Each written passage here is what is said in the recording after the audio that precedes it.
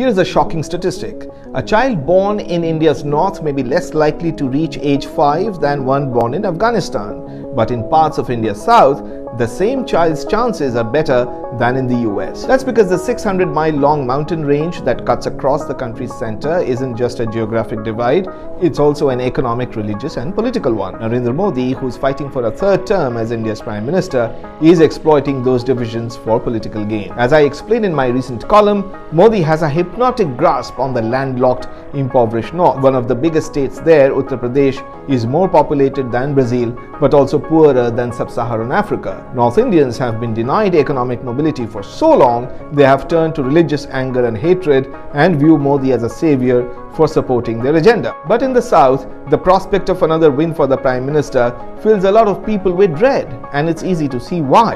Much of the country's modern, fast-growing economy resides in the south, which is closer to the coast and more tolerant and open.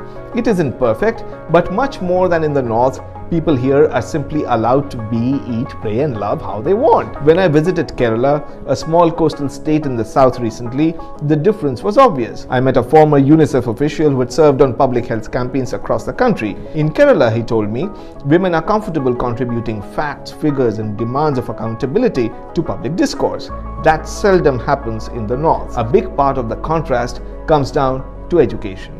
When the electorate isn't educated, officials can lie and cover up, like some of the North did with COVID-19 deaths.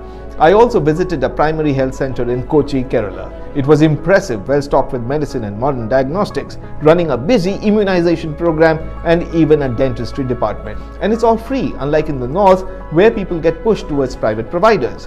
When the government abdicates its basic responsibility of health and education, it ruins the poor financially. Unfortunately, the South's voice doesn't really matter. It has a much smaller representation in parliament than the Modi-obsessed North. An Indian like me, who was born and grew up in the North, wants to believe that change is still possible. It's a simple truth that India's 80% Hindu population doesn't need protection from 14% Muslims and 2% Christians. What it needs to be saved from is bad education, poor public health, high unemployment, and crushing poverty.